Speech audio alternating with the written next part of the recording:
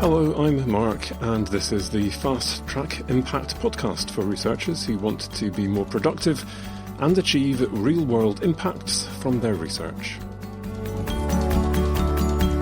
So this is part 2 of a podcast on transformative and disruptive impact. Part 1, I was focusing on what you can do to ask questions of yourself, to turn your research into impacts that can generate change at those kind of transformative, disruptive levels. So this is, I think, a step beyond what most of us think of, and there are some quite challenging questions, I think, that we can ask ourselves to take us to that new level. It's occurred to me, though, that actually as a framework for thinking about impact, this is something that is actually quite deeply personal as well. So this is about the concept of resilience, and basically using the concept of resilience to think about impact more deeply, but also to think then about our own personal resilience as researchers. And I'm going to think about this in two ways. Two common problems that I personally have experienced as a researcher that I think are fairly common to the experience of others. Is the challenge of your latest grant rejection, paper rejection, book review, whatever it is that is just slating you. And wouldn't it be nice if we could just be a little bit more resilient to the day-to-day challenge of failure and rejection that is part of our lives. And also, of course, not unique to academics, but I think something that we see in unique ways is workplace bullying. We live in a culture as academics where you have to be able to engage in robust debate. There's some fairly robust cut and thrust argument that happens as part of the academic process. And there's a fine line over which we traverse when actually the person who's being criticised suddenly feels belittled, intimidated, afraid, and it has a really negative impact. I think there's a lot of behaviour like this that goes on in the academy that is just deemed normal and acceptable because that's what you do as academics. And what we need to ask ourselves is, well, actually, what is the cost of that? And if there is a cost, if actually the receiver, the hearer, the person on the end of those barbed comments actually is being really negatively affected, what can we do to reduce that and to actually, yes, have robust argument and discussion and debate, but do that in ways that are perhaps kinder, especially to less experienced colleagues who are just kind of learning the ropes. So I'm going to give you these 4 R's that I talked about in the last episode: robustness, recovery, reorganization, and reorientation. And I'm going to give you 4 questions that you can ask to try and become more resilient on a personal level to the kind of challenges, changes, experiences that can, in some cases, knock us for 6. So the first of these is the idea of robustness. And my question is, how can I become more robust so that I can either resist change, change happens, but it doesn't really affect me. I can continue with what I'm doing as I'm doing. I can resist criticism, and it just bounces straight off me. And maintain what is most important to me, despite the fact that I've got this criticism, I've got this change, I've got these challenges that are coming to me. Can I become stronger, basically, so it doesn't affect me? And for me, this is basically how thick is my skin, and if it's not thick, how thick and how fast can I grow that thick skin? And so if this is about grant rejection, grant failure, then this is, for me, about growing a thick skin to my latest grant failure. And actually, how do you grow a thick skin? It's through experience. And I think that I am now a lot more resilient to this, just in terms of, you know what? It's just the luck of the draw. You win some, you lose some. We had bad luck with our reviewers, whatever it was. It becomes a lot easier for me with experience to just say, well, okay, I've been here before. I was okay. I'll be okay again.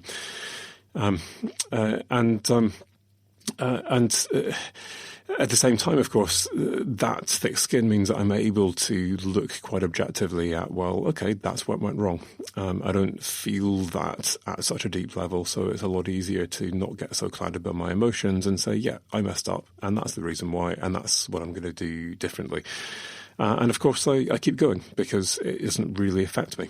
Remember, I've grown a thick skin, so easy done. Now, the problem is that might be easy for me. And to be honest, it's not always that easy. But that's easy for those of us who've been in this game for a while. We've had a few of these experiences. We've grown a thick skin.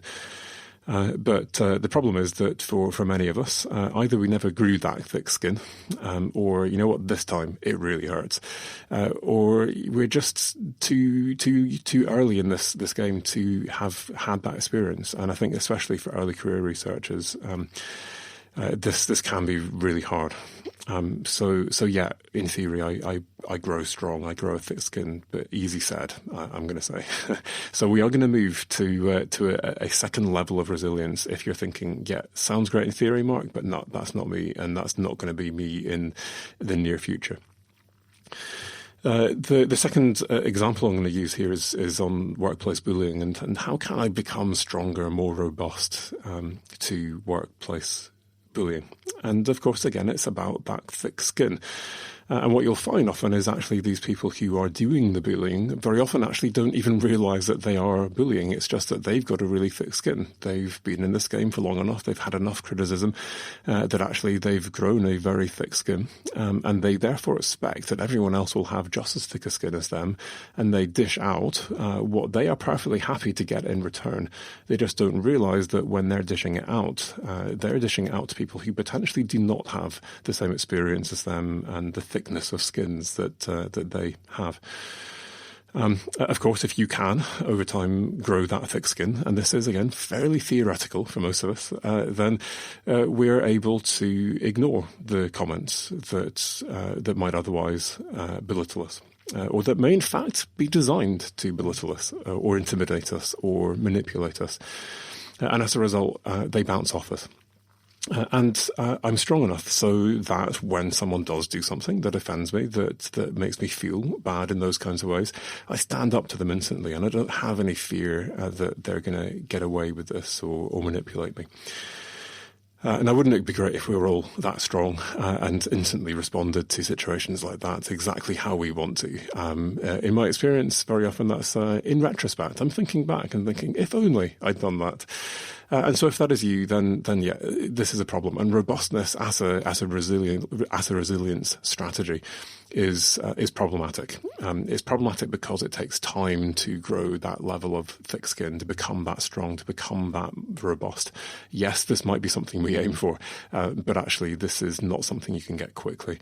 And even when you think you've done this, it's surprising that actually something comes left field, it hits you where it hurts, and out of nowhere you discover that actually that really hurt, and now you're impacted.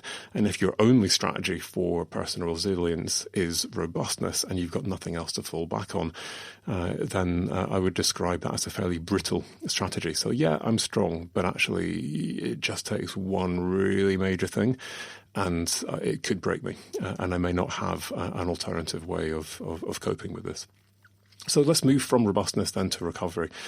And this is the idea that you can bounce back, and you bounce back quickly and effectively from these negative things. So you're now accepting that, hey, some of these things are going to happen. This is just part of life, and I'm not going to expect too much of myself. I'm not going to expect that I will be strong enough and robust enough to just let this stuff bounce off.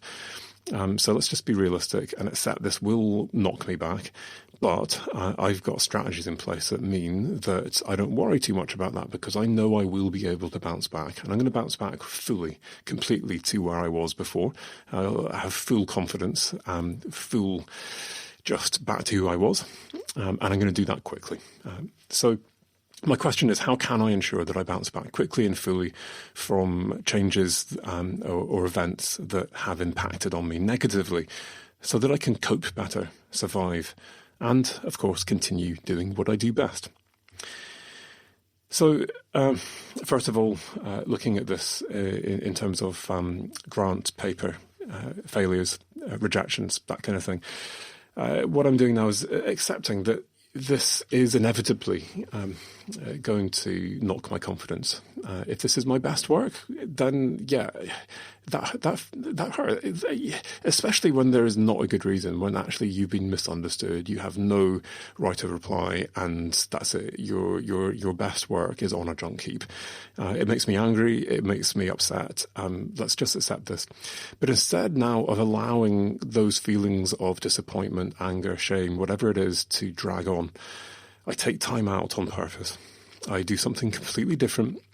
I go and relax. I go and treat myself to something. I go and spend some time with friends. As part of that time out, I remind myself on purpose of my strengths. I think back to my greatest successes, whether that's work successes, personal successes, things that recharge my motivation in whatever way I can. And because I'm now in that much better frame of mind, I am still able to go back and look at that grant rejection letter, the reviewer feedback from the journal, and learn from my mistakes, and keep applying for grants and keep submitting my work for publication. And I've bounced back. I'm okay.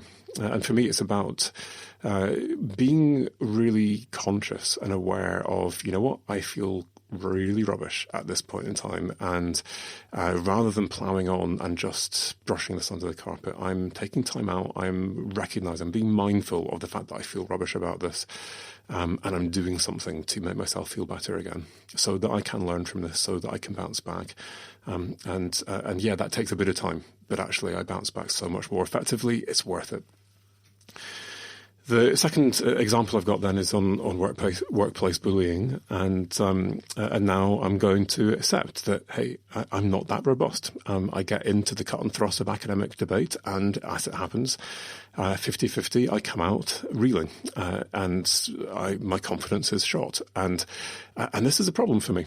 And maybe there is someone who is on purpose trying to bully me, and now, instead of trying to be strong, I'm accepting that I will get intimidated. I will get hurt by bullies. It is highly likely that if I get into that situation and they do that, I will feel frightened, guilty, trapped, or manipulated. But again, rather than just ploughing on, moving on to the next bit of work, trying to ignore it, brushing it under the carpet, I become self-aware.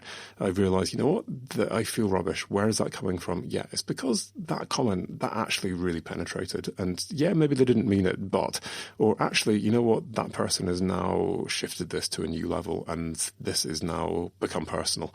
And I feel manipulated, and I feel out of control. And yeah, I'm recognising this. And again, I'm taking time out. I'm reminding myself of my values, what's important to me, my strengths, my successes. I'm drawing strength. I'm getting help from whoever I can to regain that strength as fully and as quickly as possible. And once I've regained that strength, yeah, I might regret what I did in the heat of the moment. Yeah, I might feel like I was weak at that point. But I now, with all of that strength, stand up for myself and demand that apology. Or take some other kind of action that will enable me to regain my self-respect, which can just be getting out of that situation, that relationship, that project, whatever it is. But I take action, I do something after I have managed to bounce back that will prevent this from happening again. And that leads to the next one, where I'm going to go a bit deeper into this, the idea of reorganization or adaptation. My question now is, what can I change what I do, or how I do things, so that I can protect my core mission, the things that are most important to me, my psychological well-being, but also what I'm trying to achieve in my work. And as a result of changing what I do, doing things differently, I'm still able to do the stuff and be the things that are most important to me. Now, in my own experience, I've had a lot of grant rejections and paper rejections in one particular area, and it's an area that is, of course, very close to my heart: knowledge exchange and impact. And the problem here is that when you research impact, you discover that there is no discipline. You are right there in between and relevant to all disciplines. And so it's remarkably hard to get into a journal, because all the journals, generally speaking, are disciplinary specific, or at least thematically focused. And there is no journal of research impact. And in terms of the grant applications as well, it's the same situation. It's really hard because these reviewers are coming at it from their own disciplinary perspectives, and this doesn't fit. And so I got increasingly frustrated and eventually decided, you know what, there's no point in just battering on with this and constantly getting pushed back. What I do is I adapt. I reorganize, I reframe what I do, I reinvent myself. And so now what I do is I've built my research questions on knowledge exchange and impact into a bunch of other grants and papers, which all have an environmental theme. So if you go onto my own personal website, and you'll see all of the evidence that I've got on impact, they will all have very specific application contexts, generally with an environmental theme. They're fairly diverse. And that's what then gets me the funding, because I've got a very clear disciplinary specific question or thematically focused question that meets the needs of a directed call for proposals. And sneaked in there are these research questions that I've been dying to ask on knowledge exchange and impact. So can you reinvent yourself to be more fundable, but crucially whilst retaining that core identity? So this is not about having to change who you are as a researcher. It's about saying, let's be clever about how I might reframe what I do and sell this slightly differently so I get the funding, so I get into the top journals or whatever it is that I need to do for my own kind of career development. And I just sneak these questions in a slightly different form. So I'm still doing the work that I really fundamentally want to do. And I've met a lot of people who've done this in various shapes or guises. The key thing is about doing this in a way that is true to yourself and not just changing what you do for the sake of it. Now, in terms of workplace bullying, I accept I've got a thin skin. This is a problem, so I can't become robust enough. I've looked at how I can bounce back, and I'm trying. I'm getting better at this, but the reality is that this is the last time it happened to me. Yeah, it went on for months. It had a really big impact, and I wasn't able to bounce back quickly. So yeah, I'm working on being stronger. I'm working on bouncing back quicker and more effectively, but I'm not there yet.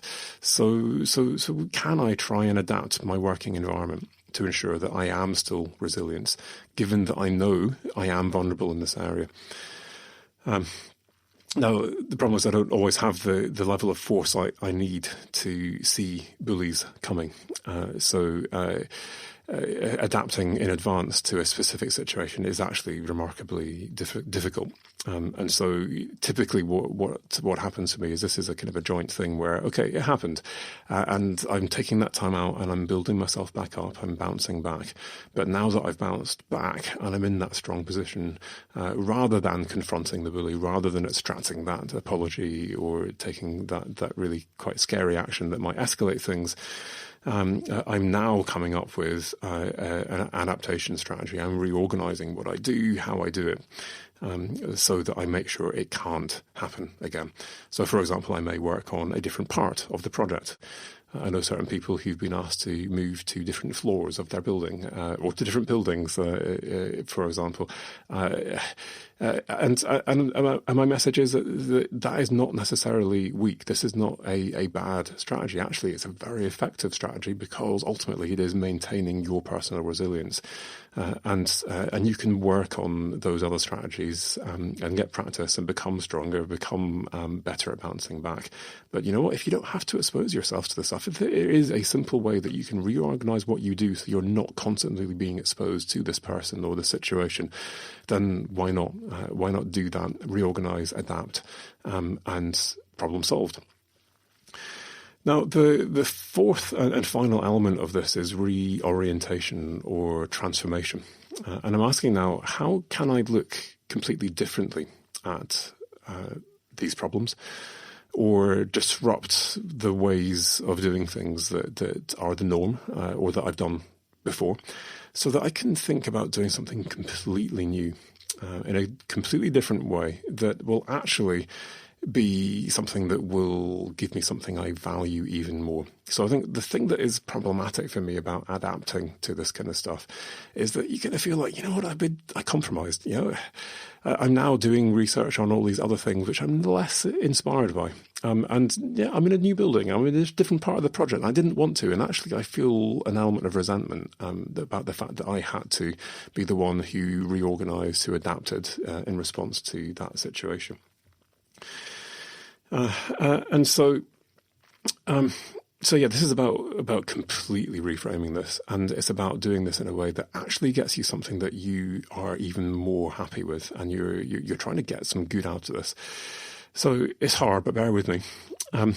So I'm now going through a phase where I'm ready to transform what I do in the research funding space. So for me, this has been an ongoing battle that I've had in terms of doing research on research impact and getting pushed back the whole time. And I have felt that I've had to compromise to an extent. And the reality is that I'm less and less interested in the narrow questions that I can ask in these more challenge-led proposals. And I'm more interested in how I might be able to use fast-track impact, for example, to stimulate new research, to now work with new people to equip them and enable them to do research in this space, or in fact maybe even to fund research. My long-term goal, this is very long-term, until we've got money to do this, is to actually fund research for fast-track impact, to be a funder of research on research impact, to solve this problem. But also now I'm working at the level where I'm trying to influence funders. I had a fairly crazy conversation with one of my funders recently, where they told me that they would not sign off on my collaboration agreement because they wanted evidence that the two charities and company that were on the management board for the project had not had any influence whatsoever on the design of the research proposal. And I had to tell them, I am not going to tell you that, because it is not true. I follow good practice. I went to the business world and to the charity world, and I said, what are the problems? They told me what the problems were. We then co-produced this proposal, and they have joint ownership over this, and they will be enabling us to achieve impact that we would never be able to achieve if this wasn't co-produced with them. And so, yeah, they influenced how this proposal was written. And no, if they get results that they don't like, they cannot and they will not have any power to prevent us from publishing that, and they are fully aware of that. But no, they co-produce this, and you will have to either withdraw the funding or sign this collaboration agreement. And by the way, I am training people on how to do good practice impact, and you might get a few more people coming to you saying that, yeah, we actually did talk to a few stakeholders while we were developing our proposal, and they influenced what we were going to do to help us make sure it was entirely relevant. And this is going to be a bigger problem for you. And yeah, I went right to the top of the funder, and I got that collaboration agreement in the end.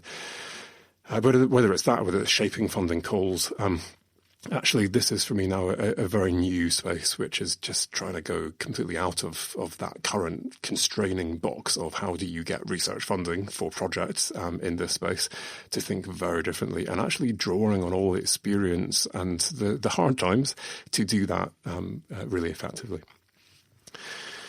Finally, then, on workplace bullying, how can you kind of go through this transformative process? How can you get some good from this? And this is a hard question, and you know what? There may not be an answer to this, because actually some of this is just rubbish. It hurts. It has an impact. You're scarred, and there is no good that comes from these things. And let's be real about that.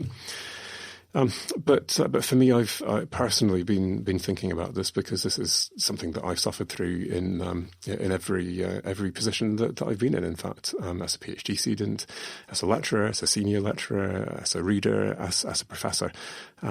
This is not something that only happens to early career researchers. It's not something that only happens if you are female or an ethnic minority or whatever else it is. You'd think, well, me as a white male professor in a Russell Group institution, that I might be immune to this, but sadly no.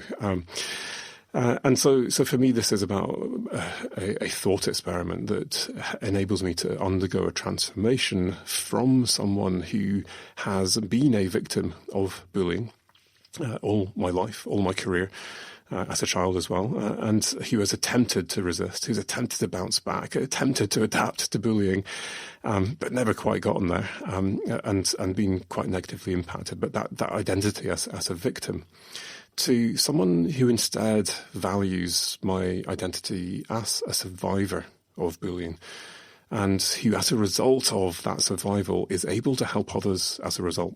And although this is an uncomfortable topic to talk about in a public forum here on a podcast, I'm doing this and I'm using this as the example because I genuinely want to help others. I want you to know that you're not alone, that this is rife throughout the academy, that some of the things that you have experienced that have made you feel frightened, belittled, trapped, manipulated, intimidated, that if that's how it feels to you, then that is bullying, and that is something that you need to do something about, and that you shouldn't just accept, and that you shouldn't just allow to fester and to develop and to disempower you. You can do something about this. And I think that if I hadn't had the experiences I had growing up, I probably wouldn't have had the problems I've had with bullying in the workplace.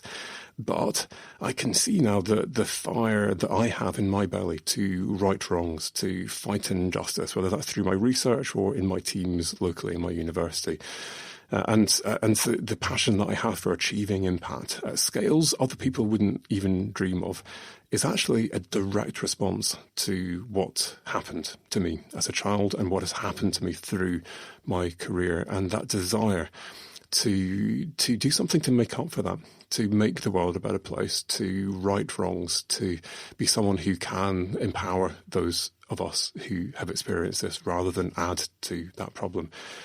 And so rather than seeing my pain as suffering, I see it as something I can transform into beauty and to good. It's been a fairly deep one this week, but I thought it was worth taking that next level down. We've thought about how you can use these concepts from the idea of resilience to make your research more impactful, and to become more transformative and disruptive with the impact of your research. But let's not forget we are integrated as people, and actually the process of doing research in teams, in universities, with other people, it can be challenging. And I think that we can use this same framework to think on this other deeper level underneath our research impact and everything that we do to become more personally resilient as well.